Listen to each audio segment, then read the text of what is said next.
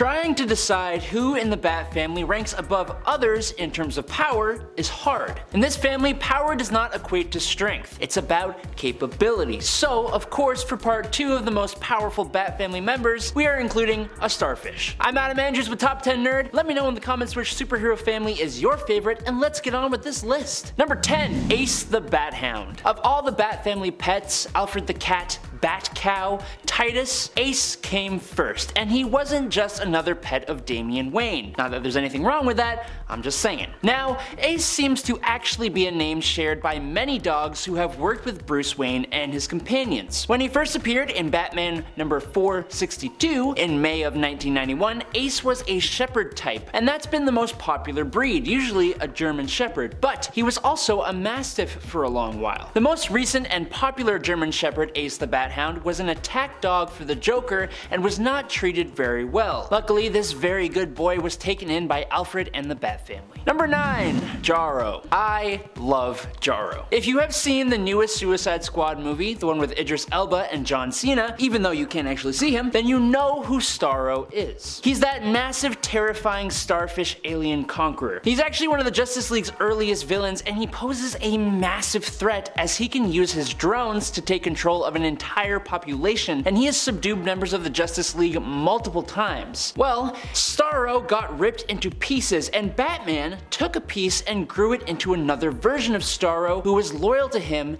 and named it Jarro. It has all the abilities that Starro has and has also put the League under mind control, but in order to save them. It also calls Batman Dad, and it's just the most adorable thing I have ever seen. Number 8, Bluebird. I think Bluebird, or Harper Row, is looked over quite a bit when we talk about the Bat family, and honestly, it's understandable. She did actually step down from her hero mantle in order to get her electrical engineering skills accredited, which is honestly the most real-world reason for someone to stop being a superhero. But it was probably the smart thing to do because Harper Row here is a whiz with electronics and electrical engineering. She has used her natural aptitude to help both her and her brother survive, as well as assisting Batman multiple times without him asking, improving upon some of his tech, and helping out Red Robin on a few occasions too, using her homemade advanced tools and weaponry. She's actually pretty cool, in my opinion, although she did have a brief time being around. If you like comic books and superheroes in general, then you are sorely missing out if you are not subscribed to us here at Top 10 Nerd. We got lists, explanations, shorts, and we're constantly trying to find new ways to talk about your favorite comic book characters. Number 7, Lucius Fox. There are a few people that, without which, Bruce Wayne would not be where he is or able to do the things he does. Among this very select group would be Lucius Fox. First appearing in 1979, Lucius was the second in command at Wayne Enterprises. He is an incredibly adept businessman known throughout the world, but he is also, privately, Bruce Wayne's private business manager, financial executive, and not to mention, armorer. And if that weren't enough, when Bruce Wayne decided to resign, Lucius was promoted to CEO of Wayne Enterprises and the Wayne Foundation. His power definitely comes from the power of the company, his connection to Bruce, his sons Luke and Jace, who isn't a member of the Bat family, and he does also have a military background, so there's that. Power isn't only about how big your muscles are. Number 6, Alfred. Look, I know he's number 6 on the second part of this series. Alfred is basically the patriarch of this family. He has a position that stands above pretty much everyone else. No one messes with Alfred Pennyworth, but that isn't because he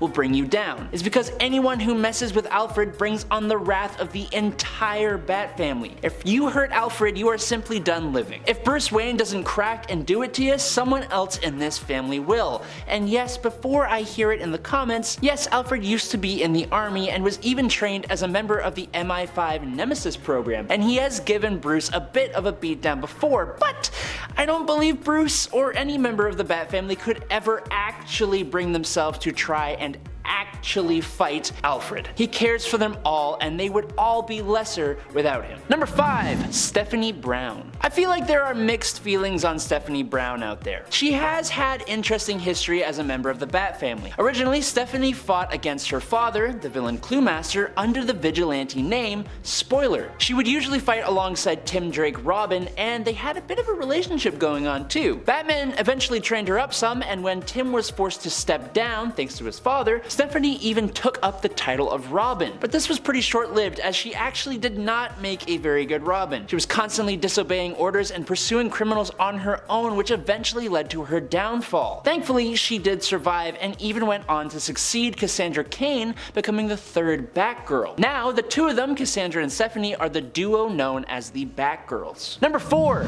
Huntress. Like a lot of the Bat family superheroes, there have been a few versions of Huntress. The original was Helena Wayne, the daughter of both Bruce Wayne and Selina Kyle. Unfortunately, that character has not remained the prime Earth's Huntress. Instead, we now have Helena Bartonelli, the only surviving member of the Bartonelli family. She has dedicated her life to a vendetta on crime after her family was wiped out by being a part of that said crime. She was actually incredibly ruthless, very much willing to take the lives of criminals, which brought her and Batman to odds a few times. But with that famous determination, Batman was eventually able to sway her way of thinking just a little bit. She was also done really well in the Birds of Prey movie if you haven't watched that. Number 3. Catwoman. Selina Kyle, while initially primarily a villain to Batman, has had a long, complex, and popular comic book history. As Batman's longtime on-again, off-again lover, she has a privileged place in the Bat family, but her allegiances are ultimately to herself, and her interests don't always align with Batman. Despite that, her tendency to usually do the right thing makes her a constant ally of Batman and his family. Her years of being a world-class criminal are thanks to her stealth, acrobatic ability, and mastery of martial arts, which have in more recent years helped her to fight crime in Gotham, turning her from villain to anti-hero, who is now accepted as a member of Batman's close-knit family, not to mention the Birds of Prey, the Outsiders, the Gotham City Sirens, the Injustice League, and the Justice League. It's probably also worth mentioning she is often seen as the best match for Bruce Wayne in terms of a romantic partner. Number 2. Azrael. Another hero title with multiple bearers. This time though, it's a little different. The title of Azrael belongs to the chosen warrior of the Sacred Order of St. Dumas, cloned and enhanced, subconsciously trained and conditioned, and raised to be a perfect soldier. The most famous and the one I'm going to talk about today is John Paul Valley. Once he became Azrael, Valley had encountered both Bruce and Alfred in Switzerland, saved them, and actually abandoned his own order for Bruce Wayne's moral values and went back to Gotham with the pair. He impressed Bruce Wayne so much within his time that when Bruce eventually had his back broken by Bane, it was Valley who Bruce chose to continue the Batman name. Unfortunately, this didn't go too well as he kind of lost his grip on reality, but he is an incredibly cool and capable character who has arguably gotten better in the more recent Prime Earth continuity. Number 1.